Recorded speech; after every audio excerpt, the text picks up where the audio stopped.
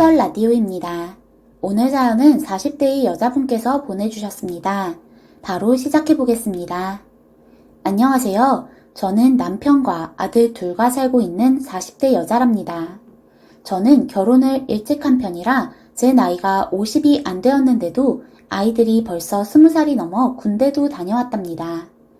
다 커서 부모 고생시키기 싫다면서 아이들이 아르바이트를 하면서 저희들 용돈 벌고 있는 모습 보면 참 기특하답니다. 저도 고생을 했다면 많이 한 편인데 아이들이 잘 자란 모습 보면 참 뿌듯합니다. 저와 남편은 친구들 소개팅으로 만난 연인이었어요. 대학을 다니면서 연애를 할 때는 남편이 그리도 멋있어 보였답니다. 남편과 1년 정도 연애를 하고 대학을 졸업할 때쯤 저는 덜컥 임신을 하게 되었답니다. 남편도 취업 준비 중이었고 저도 이제 대학 졸업인데 어떻게 해야 할지 막막했답니다. 한참 망설이다 부모님께 말씀을 드리니 저희 집이 발칵 뒤집혔답니다. 엄마가 울면서 대체 무슨 일이냐고 저를 막 혼내셨죠. 저도 울고불고 가족들이 다 뒤집어졌는데 그래도 어찌 일이 풀려 시댁에도 알리고 저희는 제가 배 나오기 전에 급히 결혼식을 올리게 되었습니다. 양가에서 모두 이제 막 사회에 발딛는 저희가 못 믿어오셨겠지만 아이를 가졌으니 어쩝니까? 그냥 결혼해서 잘 살기만을 바라셨지요. 다행히 남편은 곧 취직을 했고 저는 아이를 낳아 가정주부로 몇 년 살면서 둘째도 낳았고 저희 부부는 그렇게 그럭저럭 사는 듯 보였답니다. 그랬던 저희 집에 먹구름이 들이우기 시작했던 건 남편이 회사에서 잘렸을 때부터였어요. 사실 남편은 저랑 결혼하면서 전공과 상관도 없는 회사에 급히 취업을 했었답니다. 일이 늘지 않아 회사에서 욕을 많이 먹는다면서 늘 괴로워하곤 했었어요. 저는 그런 남편이 안쓰러웠지만 그래도 곧 적응해서 잘 하겠거니 생각하고 있었는데 어느 날 남편이 결국 회사에서 잘렸다고 하는 것입니다. 그날 남편과 진지하게 상의를 했답니다. 남편은 자긴 회사에서 너무 큰 좌절을 느꼈다면서 다시는 회사로 돌아가기 싫다는 얘기를 했지요. 저는 그럼 당장 아이가 둘이나 있는데 누가 먹여 살리느냐면서 하소연을 했답니다. 남편이 고민을 하다 저에게 그러더군요. 한 2년 정도만 경찰 공무원 준비해서 경찰이 되면 안 될까? 나 원래 그게 꿈이기도 했고 당신이랑 결혼 안 했으면 경찰 준비하려고 했었거든. 나는 아무래도 회사가 너무 적성에 안 맞는 것 같아.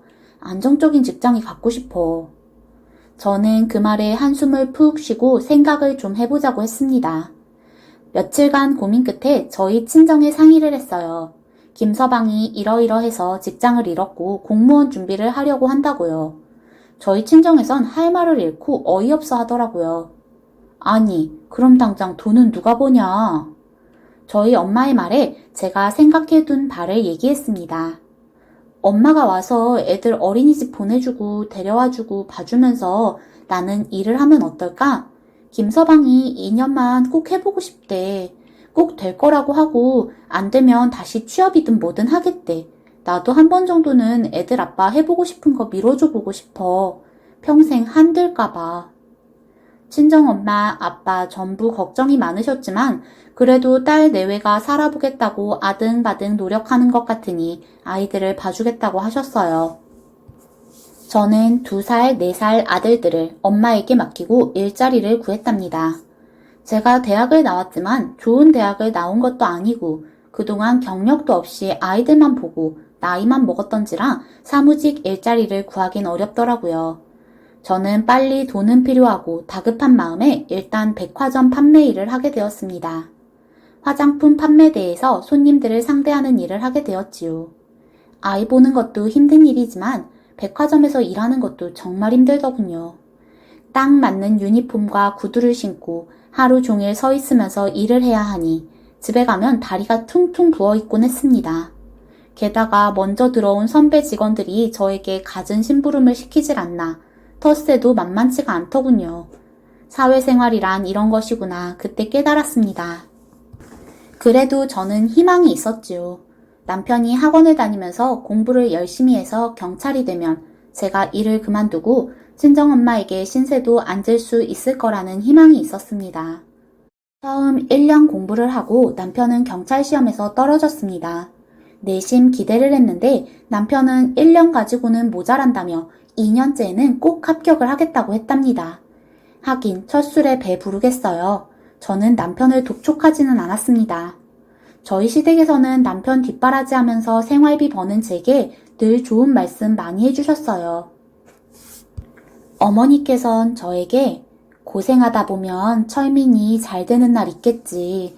사돈께서도 참 고생이 많으시구나. 내가 너한테 면목이 없다. 철민이한테 열심히 공부하라고 내가 늘 말하고 있어. 그 말에 저는 힘을 내서 일을 나가서 열심히 돈을 벌어다 가족들을 보살폈답니다. 백화점에서 일하면서 참 힘든 일도 많았어요. 손님들 상대하는 것도 힘들었고 선배 직원들 눈치 보는 것도 어려웠어요. 특히 아이가 아플 때는 엄마에게 맡기고 출근해야 하는 제 입장이 너무도 서글펐지요. 그래서 2년째 되었을 땐 남편에게 이번엔 꼭 합격을 해달라고 몇 번이나 당부를 했습니다. 제가 그렇게 자꾸 독촉했던 것은 남편이 어느 날부터인가 늦잠도 자고 제가 전화해보면 독서실에 안 가고 집에 있는 일이 많아서였어요. 남편은 늘 공부한다고 얘기는 하는데 도대체 공부를 하는 건지 안 하는 건지 알 수가 없었어요. 하지만 설마 그래도 가장이 책임감이 있지 공부는 하고 있으리라 생각했었지요. 그러나 그 해에도 남편은 경찰 시험에서 떨어졌습니다. 점수를 체크해보니 아예 합격 근처도 안 갔더라고요. 저는 너무도 좌절해서 남편과 마구 싸웠답니다. 남편도 남편대로 자기도 노력했는데 안 된 것인데 어쩌냐면서 저한테 화를 내고 저는 남편만 믿고 기다렸는데 이제 어쩌느냐고 막 소리를 질렀어요. 저희 친정 시댁에서도 남편이 불합격했단 말을 듣고 많이 실망하셨죠. 저는 남편이 그리 원망스러울 수 없었답니다. 설상가상 남편은 2년간의 경찰 시험 이후로는 아무 의욕도 없이 시간을 보내더군요. 제가 무슨 일이라도 해보라고 해도 남편은 들은 척 만척하며 곧 하겠다고 할 뿐 집안일도 안 하고 아이들은 저희 엄마에게 맡겨놓고 매일 늦잠 자고 TV나 보면서 지내더라고요. 정말 한심하더라고요. 솔직히 이혼 생각 정말 많이 들었습니다. 저런 애아빠 있어서 뭐하나 싶고 차라리 이혼이나 해버리자 싶었는데 그래도 단칼에 잘할 수는 없더라고요. 저는 그때까지도 남편에 대한 희망을 놓지 못하고 계속 남편에게 취업을 하라고 했습니다. 어느 날은 남편이 퇴근한 저에게 이제 돈 벌 일이 생겼다면서 조금만 기다려보라고 하더라고요. 저는 드디어 남편이 제 취업 자리를 구했나 면접이라도 보러 가나 신났답니다. 그런데 며칠 후 남편이 말했던 돈 벌 일이란 게 무엇인지 드러났죠. 남편이 전화가 오더니 저한테 큰일이 났다고 하더라고요. 여보, 저기 내가 사기를 당한 것 같아. 누가 돈 500만 주면 돈을 주식으로 불려준 데서 보냈는데 주식이 아니라 사기였어. 어떡하지? 어떡해. 그 말에 진짜 하늘이 무너지는 것 같더군요. 500만 원. 누군가에게는 적은 돈이겠지만 저에게는 큰 돈이었어요. 알고 보니 남편은 제가 저축해 놓은 돈을 건드린 거더라고요. 그 돈은 비상시에 쓰려고 친정엄마에게도 알리지 않고 제가 조금씩 모아두던 돈이었는데 남편은 그것을 사기로 날린 것입니다. 저는 그날 집에 와서 남편에게 울면서 말했습니다. 나는 하루 종일 백화점에서 손님 상대하면서 힘들게 일하는데 어쩜 당신은 이럴 수가 있어? 응? 당신 정말 이것밖에 안 돼? 그런 허무맹랑한 말이나 믿고 거저 돈 벌려고 하니까 사기나 당하지. 나도 더 이상 못 살아. 우리 이혼해. 당장 이혼해. 제가 마구 화를 내니까 남편이 저를 붙잡고 막 빌더라고요. 저는 그것도 싫어서 뿌리치고 시댁에다 연락했습니다. 전화로 한풀이하는 제 목소리를 듣고 시어머니께서 단번에 달려오셨어요. 시어머니께선 저희 남편을 때리고 야단을 치시고 난리가 나셨어요. 남편은 울면서 저한테도 빌고 시어머니한테도 빌고 집이 한바탕 난리였죠. 그날 밤새도록 시어머니 붙잡고 하소연하고 더 이상 못 살겠다고 하면서 어머니께 한풀이하고 시어머닌 그런 제 얘기 들으며 같이 눈물을 흘리셨어요. 내가 아들을 잘못 키웠나 보다. 어쩌면 좋냐. 네가 이혼하겠다고 해도 우리 쪽에선 입이 10개라도 할 말이 없지.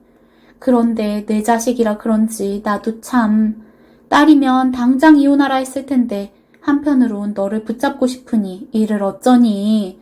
정말 미안하다. 저는 그 말을 들으면서 시어머니를 붙잡고 펑펑 울었습니다. 다음 날도 저는 아침 일찍 일어나 출근을 했습니다. 시어머니는 저희 집에서 꼬박 밤을 새셨던 상태였죠. 저를 배웅하시면서 제 등을 두드려 주셨어요. 저는 집에서 나와 백화점으로 출근을 해서 평소와 같이 일을 했습니다. 집에서 난리가 났다고 해도 일은 해야 했죠. 평소처럼 고객들 맞이하고 화장품 소개해드리고 팔고 그러고 있는데 그날 일진이 안 좋은지 진상 50대 아주머니 손님 하나가 나타났습니다. 이거 립스틱 환불해주세요. 처음에는 환불을 해주겠다고 했는데 제품 상태를 확인해보니 이미 몇 번이나 쓴 흔적이 있었어요. 저는 고객에게 이건 이미 사용 흔적이 많아서 환불이 어렵다고 말했습니다. 그랬더니 그 고객은 저에게 잘못이 있다고 하더라고요. 이게 당신이 설명한 질감하고 다르단 말이에요. 이거 써보니까 그쪽은 입술에 부드럽게 발린다고 했는데 거칠거칠하게 발리잖아요. 당신이 설명한 부분에 대해서 책임을 져야 하는 거 아니에요? 저는 고객에게 늘 친절해야 하는 입장이라 고개를 숙이면서도 이건 환불이 어렵다고 했습니다. 계속되는 억지에 저도 사람이니 점점 친절이고 뭐고 목소리가 커지더라고요. 이건 안 되신다고요. 이미 사용 흔적이 있는 건 환불해드릴 수가 없다니까요. 제가 언성을 높이면서 환불 규정에 대해 설명하자 그 아주머니 고객은 마구 침을 튀기며 감히 고객에게 이렇게 대할 수가 있느냐고 난리를 쳤습니다. 결국 이 소동에 백화점 직원들이 웅성거렸고 점장까지 나오게 되었습니다.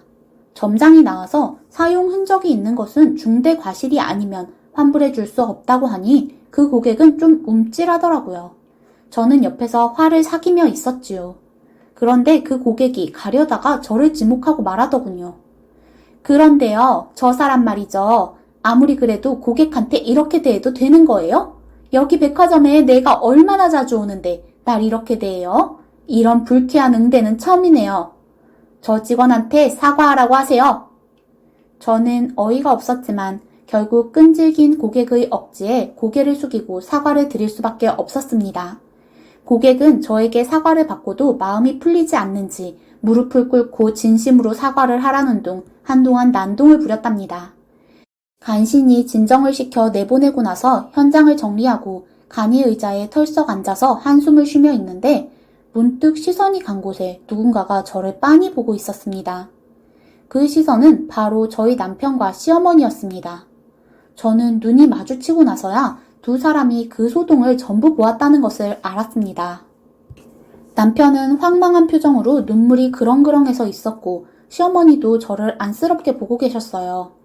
저는 간신히 눈물을 참고서 두 사람에게 어서 집으로 가라고 했습니다.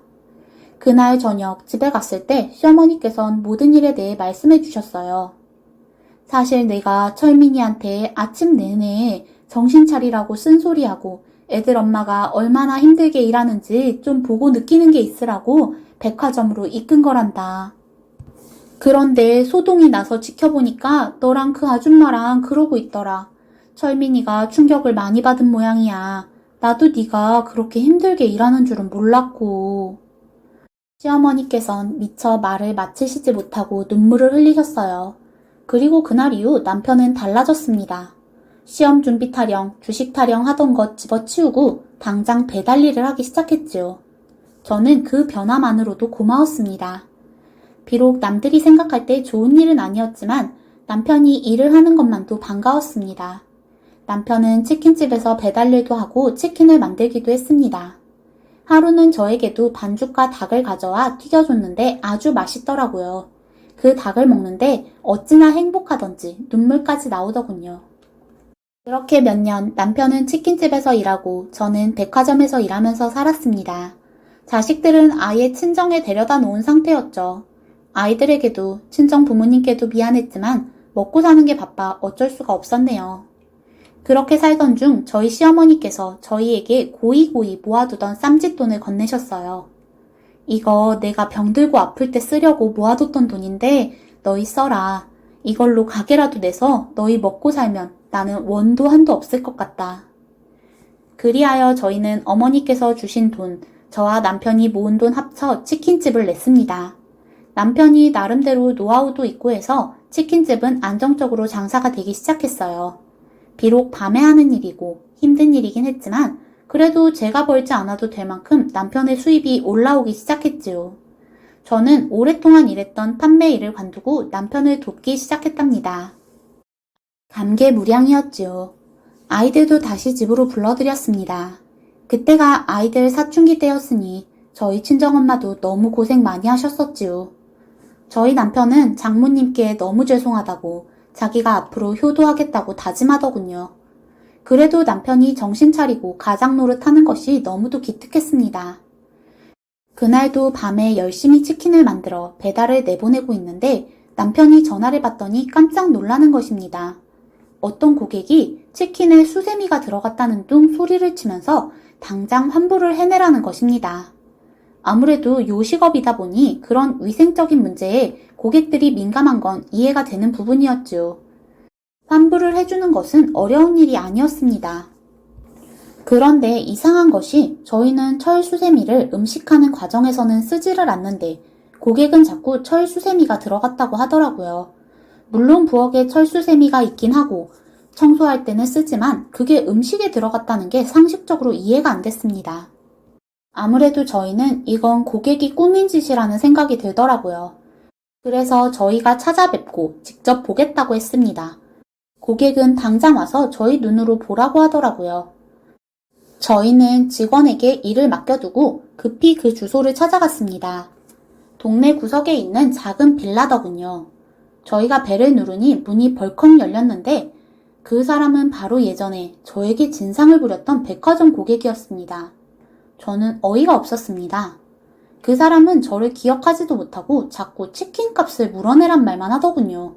안 그러면 인터넷에 올리겠다는 둥 협박을 하면서요. 저는 황당해서 말했습니다. 저희는 이 수세미 자체를 잘 쓰질 않고 음식하는 근처엔 놓지도 않아서 들어갈 일이 없습니다. 그리고 색깔 자체도 저희는 색 있는 수세미를 쓰는데 이건 그냥 회색이네요. 이거 정말 먹다가 나온 게 맞으세요? 제가 논리적으로 말하니까 그 여자가 당황한 듯 하다가 계속 억지를 부리더군요. 더 이상 참을 수 없었던 저는 경찰을 불렀습니다. 출동한 경찰에게 남편이 모든 전말을 설명했습니다.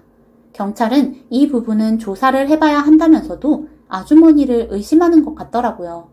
저희가 확고히 저희 가게를 다 오픈해 보일 수 있고 저희는 그 수세미를 본 적도 산 적도 없다고 하니 경찰도 아주머니를 의심하기 시작했지요.